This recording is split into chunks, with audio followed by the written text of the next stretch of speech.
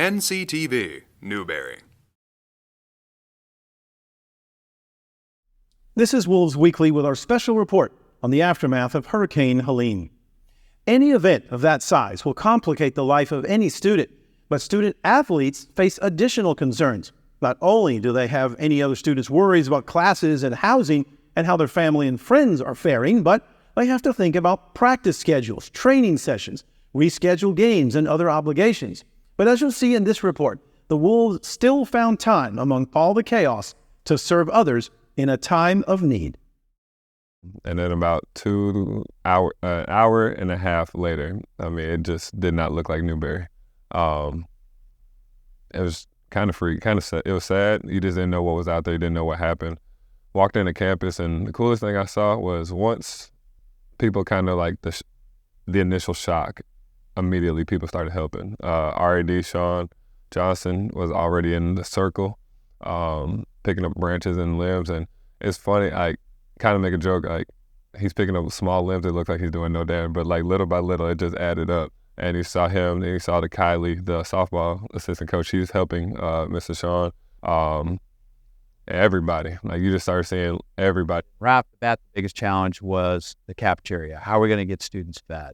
And Josh Christopher and the staff at Mets really stepped up. We grabbed as many propane tanks as we could, cooked what we had in the back, cooked out on the patio, and then Josh ran down in his truck to Augusta, Georgia to grab food.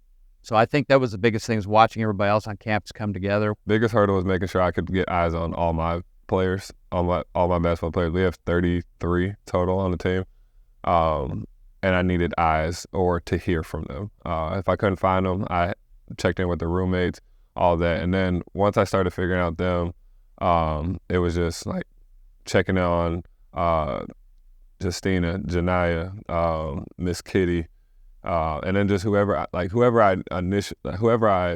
see the most, that were like in the forefront of my brain, and then just checking in with the most people. That was probably my biggest hurdle, just like, is everybody okay? That was the biggest thing, is making connections with people that can help us solve the problems that we had right up. I think we always talk about what a great culture we have here at Newberry College, and that's one of the reasons students come here. And on a daily basis, sometimes maybe you can take it for granted. You just say, well, yeah, that's the way it is. That's the way things are. But when it gets put to the test, like it did this past week, I think that's when people really shine.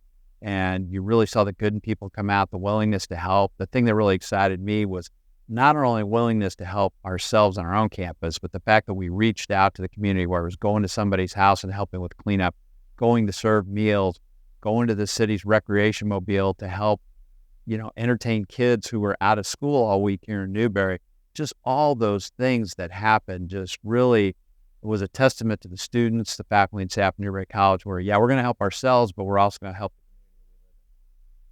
I think the culture of Newberry is what makes Newberry great, is the people. Like, I don't think you can go to another college and find the Miss Kitties, the Dr. John Lassanes, Dr. Richardson, Miss Debbie, Dana, people from Mets. Like, you're not going to find people like this as a whole. Like, there's always great people somewhere. One of the things the city really came through for is they had a charging station downtown, the old firehouse. That was a great pivot that they made. Parks, Recreation, Tourism came up with that idea.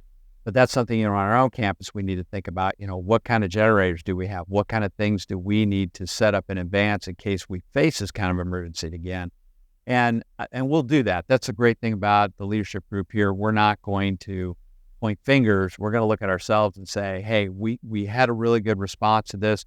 We did the best we could, but what could we do better? And I think that's the beauty of working at Newberry College, is no matter how well we're doing something, we're always going to look at it and say, how can we do it better? Biggest thing I'll just say is I gotta give my love to Miss Kitty. I have to do that. Miss Kitty, she knows she's one of my rocks, and like, I don't have family out here, but when my power did go out, she opened her doors, and when I got to her house, I was not the only one there, and it just speaks to her. She's my earthly angel. There's good in everyone, Sometimes it's easy to get jaded. I just thank everybody that's been so helpful, incredible. It's just it just shows how connected this campus is, and if everybody stays connected, not just in the near future, just how dangerous this campus can be in a great way. If everybody sticks together, I think everybody can achieve things that they didn't think they could do.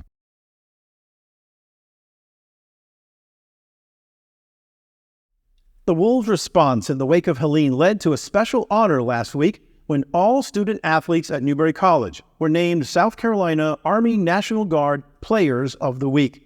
The Wolves were commended for how they overcame hardships from Hurricane Helene, helped clean up the campus, and assisted with service projects around Newberry. Athletics Director Sean Johnson said, quote, "I'm so proud of our student athletes and their willingness to restore their campus and their community." Wolves Weekly will continue in a moment.